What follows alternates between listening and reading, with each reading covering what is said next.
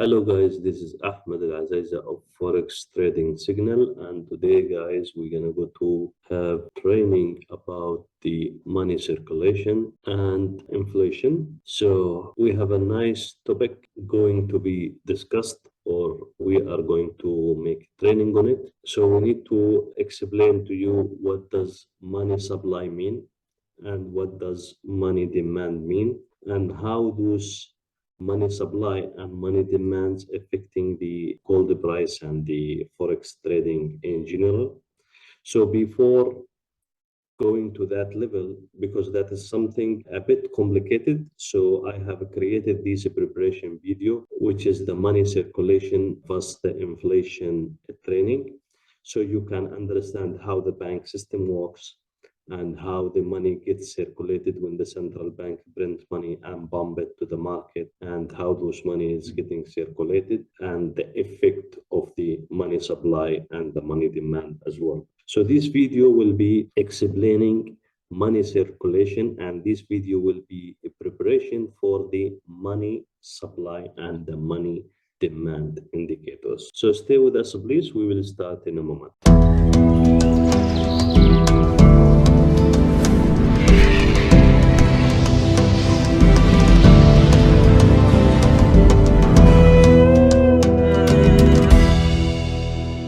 So let's start off. How is the banking system work? So what is banking system and how it does work? To simplify it, I have to explain to you a small diagram, and I need you to pay attention with me. So let's say that I am owning a bank, and my bank is having an asset.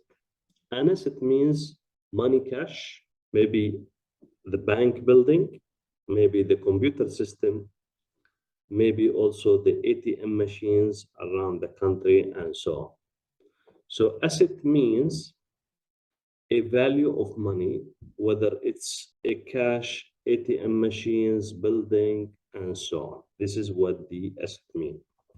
Let's say also my bank, I am owning this bank, which is having $100 million of assets, including the cash, and I can have liabilities of $60 million.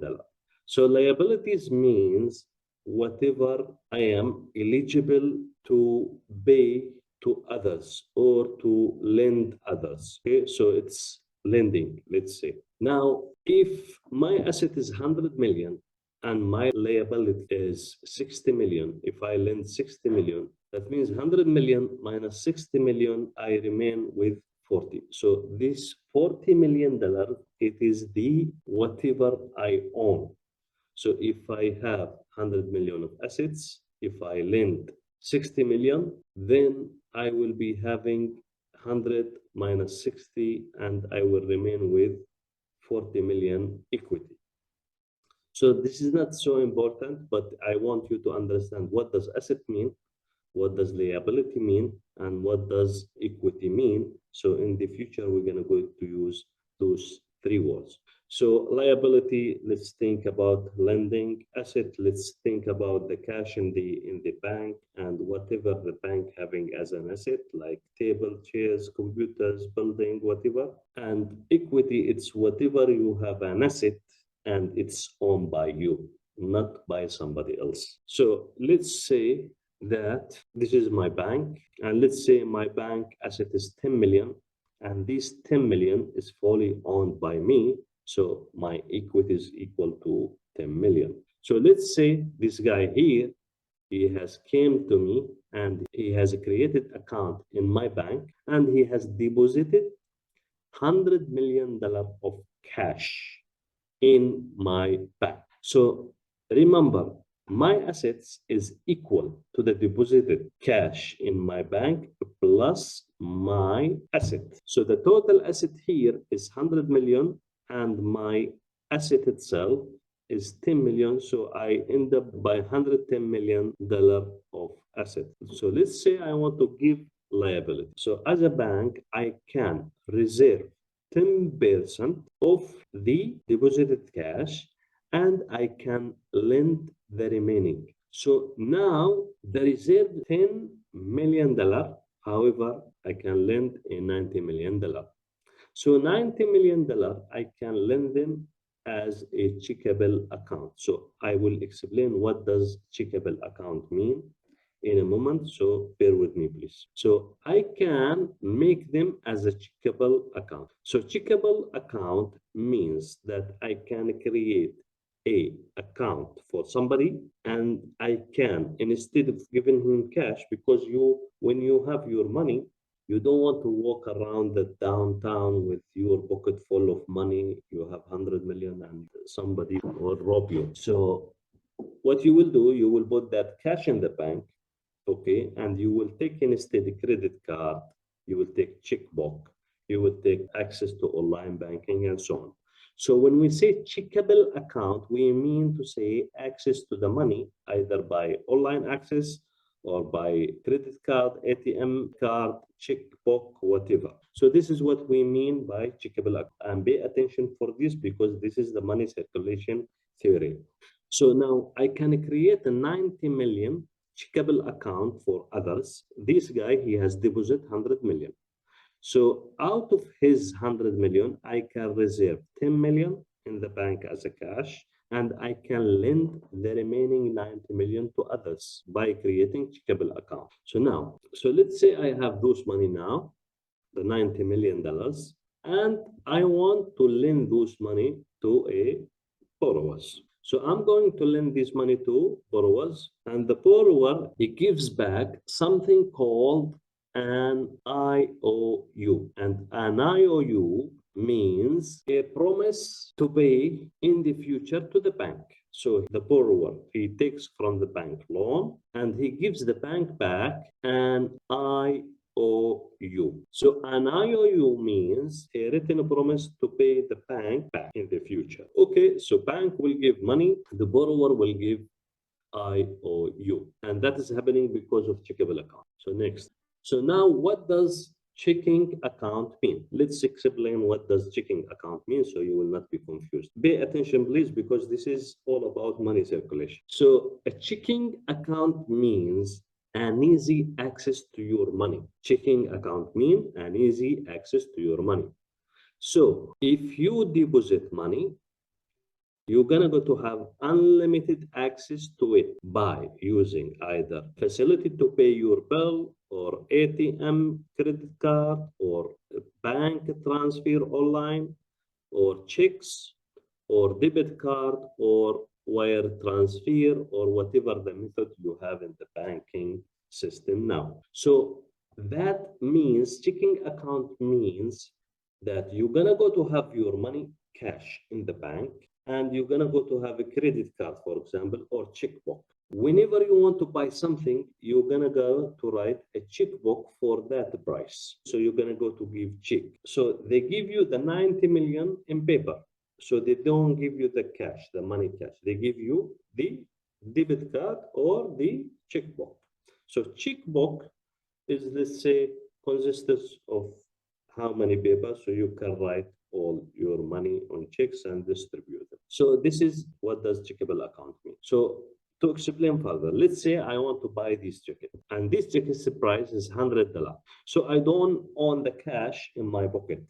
So what I will do, I am having credit card or I have checkbook. So I'm going to pay this by writing a check for the owner of the jacket. So this check is in money. So, however, the cash remain in the bank. So if I give someone check, that means I have given him 100 dirham, but the money, it's in the bank. It's not withdrawn yet. So this is what does checkable account mean. And I am explaining, I know this is simple, but I'm explaining this because I want to go for the next step, the higher one. Now let's discuss what does fractional reserve and lending mean. Now we are getting a bit complicated. Okay, so you pay attention for this.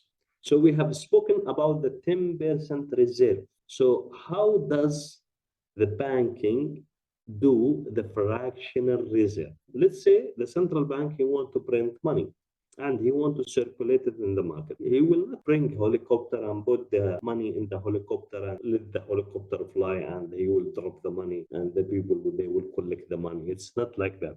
So bank has to circulate the money in a systematic manner. So now let's say the central bank, and I want you to pay attention for this. The central bank, he want to print money. Let's say that there is a deflation, the economy is bad, and he want to increase inflation. He want to have fast inflation. So he decided either to increase interest rate, whatever we have learned in the previous video, or he wanted to print money. So he decided to print money. Let's say he has printed $3. Okay, he has printed $3. And now he doesn't want to put these dollars in the helicopter and throw them in the sky and people, they will collect them. No, he want to circulate this money.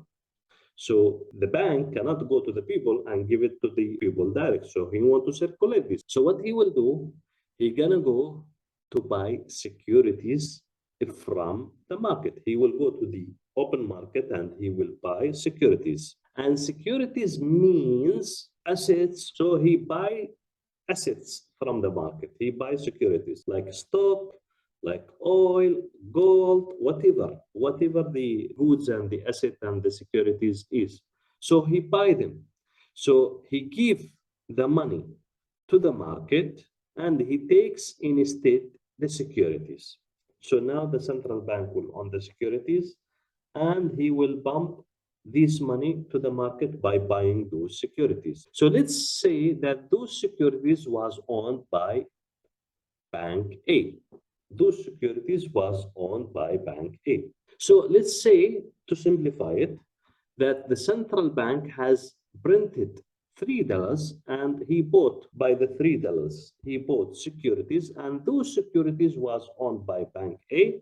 Now Bank A, he has sold them to the central bank and Bank A now is having the $3. Now, because of the fractional reserve, the bank now he can reserve $1 and he can lend two. So there is a borrower. So the bank will give $2 to this gentleman and he will reserve $1. So now this borrower is having $2. So because this borrower, he doesn't want to walk around the downtown and his pocket is full of money, he decided to put his money in his bank, his account, and he decided to take a checkable account, take checkbook. So now he has put his money, the $2, in Bank B. Now Bank B, he can, let's say that he can keep another $1, reserve another $1, and he can lend another $1. So now he gives another borrower $1. And because this borrower, he doesn't want to walk around the downtown with pocket full of money, so he decided to take his money and put it in his bank and take instead a checkable account. So now you can realize that the bank can lend the money and give instead of the cash, checkable accounts where he can issue credit card, checkbook, whatever. So what is happening here? Of course, you will ask me, okay, so what happens if everybody show up to the bank and say, oh, we need our money? This will not happen. The whole world will not go to the bank and at the same time and will show up and say, we need our money. Unless there is collapse in the country, then yes. But this is not our topic. We will speak about this later on in different videos. But think about the system, the banking system like this. Now you understood how the central bank printing money, how he is circulating, pumping the money in the market, in the open market, and from whom he buy an assets or goods or securities, and how the banking system creating checkable account, and by creating checkable account he is able to lend money to other person and that other person he will put another account and so on. So I want you to realize something here. The bank here printed only $3. So we have $3 here, we have $2 here, and we have $1 here. So the bank in the fact, the central bank in the fact, he has printed only $3. However, the money in the circulation, it is $6. So the money has been duplicated. And duplicated, why? Because we have created checkable accounts. This is what I want you to know from this slide. So this is what we call fractional reserve, and now we're going to go to understand it. Now, what does the reserve requirement mean? Let's say that the central bank he has printed $1,000, and let's repeat whatever we have learned in the previous slide. Let's say that the central bank printed $1,000, and he has given bank A the $1,000, and the bank is having assets and liability. Now, when he has bought securities from bank A, bank A is having now $1,000 assets, and he can reserve 10%, and that is the reserve requirement, and he can lend liabilities is $900. So $900 given to a borrower, and the borrower has kept his $900 in bank B, and bank B is having asset now of $900 and liabilities of, and he gonna go to reserve 10%, which is equal to $90, and then he will be having lending or liabilities of $810. So bank B, he has given the $810 to a borrower, and the borrower has kept his money in bank C, and bank C having asset of $810, and he can reserve 10% of it, and this guy will be end up having $729, and he can give these to a borrower, and so on. Now, the central bank, as we discussed before, he has printed only $1,000. So let's see how much money we have circulated in the market. So now the money in circulation is equal to the $1,000, which is printed by the central bank, and the $900 liability for the bank A, and the $810 the liability of bank B, and the $729 liability for bank C. So if you calculate this, it's more than $1,000. So let's calculate how does this fractional reserve requirement is calculated. So reserve requirement is the printed money multiplied by 1 over 1 minus 90. So it happens to be 10% here because we have had it as a reserve requirement. So your money in circulation will be $1,000 multiplied by 1 over 10. 1 over 10 means $10,000. So you see, when the central bank prints $1,000, if the reserve requirement is 10%, that means the bank is circulated in the market $10,000 money, 10 times more than the printed money. So this now will give us an understanding to understand money supply and money demand in the next training video. We will stop this video here, and we will speak about the money supply and money demand in the next video, which is complementing this training session. And in that video, we're going to go to discuss the money supply and the money demand in detail. And without having this video and understanding what is money circulation, you will not be able to understand money demand and money supply. Because the money supply is the printed money by the central bank, which is being circulated through the market. And the money demand is the money demand by the borrowers from people.